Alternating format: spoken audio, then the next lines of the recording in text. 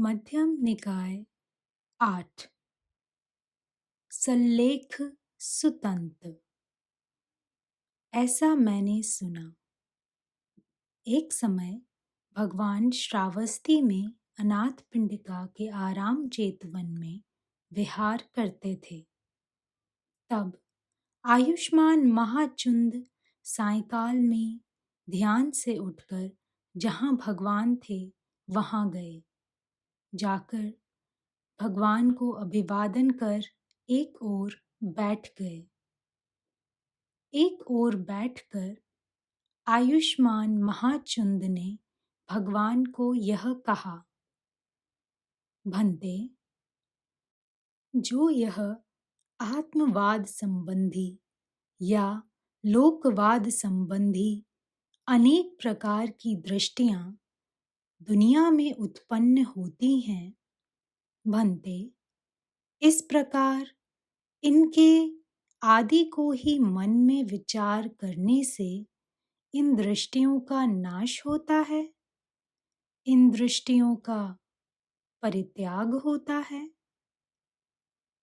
चुंद, जो यह दृष्टियां दुनिया में उत्पन्न होती हैं, उनको जहाँ यह दृष्टियां उत्पन्न होती हैं, जहाँ यह दृष्टियां आश्रय ग्रहण करती हैं, जहाँ पर व्यवहृत होती हैं, वहाँ यह मेरा नहीं, न यह मैं हूँ, न मेरा यह आत्मा है। इसे इस प्रकार यथार्थ तौर पर ठीक से जानकर देखने पर इन दृष्टियों का प्रहार होता है, इन दृष्टियों का परित्याग होता है। हो सकता है चुंद, यहाँ कोई भिक्षु कामों में विरहित प्रथम ध्यान को प्राप्त हो विहरे, उसके मन में ऐसा हो, मैं तप के साथ विहर रहा हूँ। लेकिन चुंद, आर्य धर्म में इन्हें तप नहीं कहा जाता। आर्य धर्म में इन्हें दृष्ट धर्म, सुख विहार कहते हैं। हो सकता है चुंद, यहाँ कोई भिक्षु वितर्क और विचार के शांत होने पर द्वितीय ध्यान को प्राप्त हो विहरे। उसको ऐसा हो कि मैं तप के साथ विहर रहा हूँ। लेकिन चुंद, आर्य धर्म में इन्हें तप नहीं कहा जाता। इन्हें इसी जन्म में सुखपूर्वक विहार करना कहते हैं।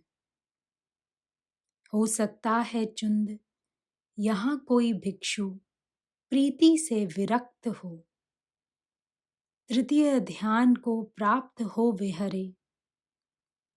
वह मन में ऐसा सोचे कि मैं तप के साथ विहर रहा हूँ।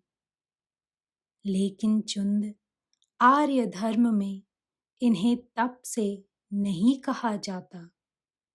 इन्हें इसी जन्म में सुखपूर्वक विहार करना कहते हैं। हो सकता है चुंद, यहाँ कोई भिक्षु चतुर्थ ध्यान को प्राप्त हो विहरे और वह सोचे कि मैं तप के साथ विहर रहा हूँ। लेकिन आर्य धर्म में इन्हें तप नहीं कहा जाता। इन्हें इसी जन्म में सुखपूर्वक विहार करना कहते हैं। हो सकता है चुंद, यहाँ कोई भिक्षु रूप संज्ञा या रूप के विचार को सर्वथा छोड़ने से, प्रतिहिंसा की संज्ञाओं के सर्वथा अस्त हो जाने से, नानापन की संज्ञाओं को मन में न करने से, आकाश अनंत है, इस आकाश अनंत्य आयतन को प्राप्त हो विहरे। उसको ऐसा हो कि मैं तप के साथ विहर रहा हूँ। लेकिन चुंद, आर्य धर्म में इन्हें तप नहीं कहा जाता। आर्य धर्म में इन्हें शांत विहार कहते हैं। हो सकता है चुंद, यहाँ कोई भिक्षु आकाश अनंत्य आयतान को सर्वथा अतिक्रमण कर विज्ञान अनंत है, इस विज्ञान अनंत्य आयतन को प्राप्त हो विहरे। इन्हें तप नहीं कहा जाता। आर्य धर्म में इन्हें शांत विहार कहते हैं। हो सकता है चुंद, कोई भिक्षु विज्ञान अनंत्य आयतन को सर्वथा अतिक्रमण कर कुछ नहीं, न कुछ भी पाना, आयतन को प्राप्त हो विहरे। वह सोचे कि मैं तप के साथ विहर रहा हूँ। लेकिन चुंद, आर्य धर्म में इन्हें तप नहीं कहा जाता। इन्हें शांत विहार कहते हैं। हो सकता है चुंद, कोई भिक्षु अकिंच न्यायतन या न कुछ भी पाना को सर्वथा अतिक्रमण कर नैव संज्ञा ना संज्ञायतन, जिसका मतलब है जहाँ न संज्ञा ही हो न असंज्ञा ही हो, ऐसे को प्राप्त हो विहरे। और वह सोचे मैं तप के साथ विहर रहा हूँ। लेकिन चुंद, आर्य धर्म में इन्हें तप नहीं कहा जाता। इन्हें शांत विहार कहते हैं। किंतु चुंद, यहाँ तप करना चाहिए जहाँ दूसरे हिंसक होंगे। हम यहाँ अहिंसक रहेंगे। यह तप करना चाहिए जहाँ दूसरे प्राण मारने वाले होंगे। हम यहाँ प्राण मारने से विरत रहेंगे।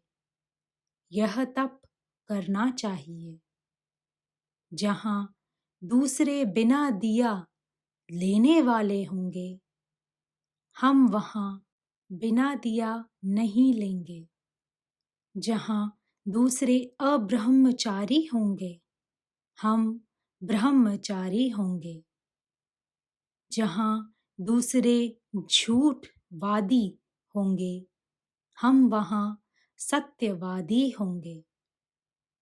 जहाँ दूसरे चुगलखोर होंगे, हम चुगलखोर नहीं होंगे। जहाँ दूसरे कठोरभाषी होंगे, हम वहाँ मृदुभाषी होंगे। जहाँ दूसरे बकवादी होंगे, हम बकवादी नहीं होंगे। जहाँ दूसरे लोभी होंगे, हम यहाँ ना लोभी होंगे। जहाँ दूसरे व्यापन्न या हिंसक चित्त होंगे, हम अव्यापन्न चित्त होंगे। जहाँ दूसरे मिथ्या दृष्टि होंगे, हम सम्यक दृष्टि होंगे। जहाँ दूसरे मिथ्या संकल्प होंगे, हम वहाँ सम्यक संकल्प होंगे। जहाँ दूसरे मिथ्या भापी होंगे, हम वहाँ सम्यक भापी होंगे। जहाँ दूसरे मिथ्या कर्मांत या कायिक कर्म करेंगे, हम वहाँ सम्यक कर्मांत होंगे। जहाँ मिथ्या आजीव अनुचित रीति से रोजी कमाने वाले होंगे, हम वहाँ सम्यक आजीव होंगे। जहाँ कोई मिथ्या व्यायाम प्रयत्न करने वाले होंगे, हम वहाँ सम्यक व्यायाम करने वाले होंगे। जहाँ मिथ्या स्मृति वाले होंगे, हम वहाँ सम्यक स्मृति वाले होंगे। जहाँ मिथ्या समाधि वाले होंगे, हम यहाँ सम्यक समाधि वाले होंगे। जहाँ कोई मिथ्या ज्ञानी होंगे, हम यहाँ सम्यक ज्ञानी बनेंगे। जहाँ मिया विमुक्ति होंगे, हम वहाँ सम्यक विमुक्ति रहेंगे।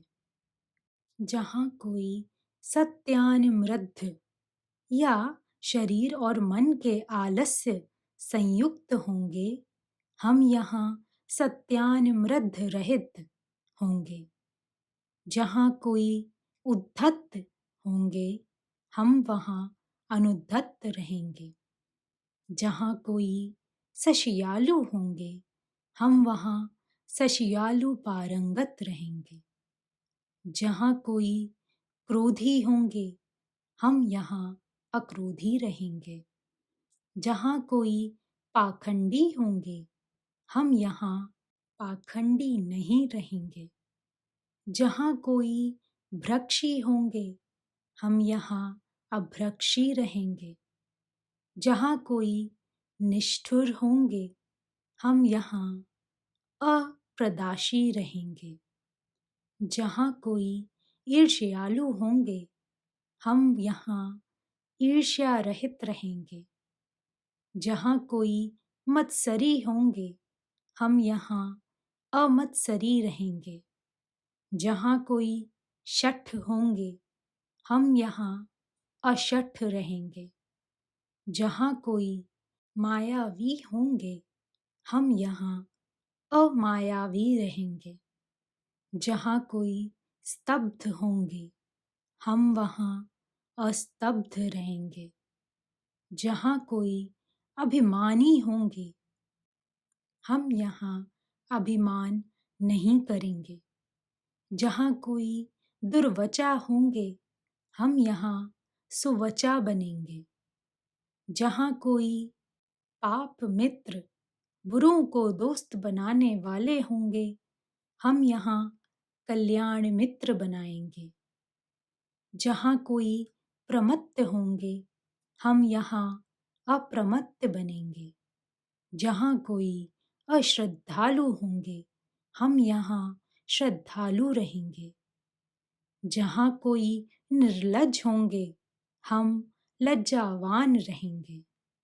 जहाँ अनपत्रपी उचित भय को भी न मानने वाले होंगे, हम वहाँ अपत्रपी बनेंगे।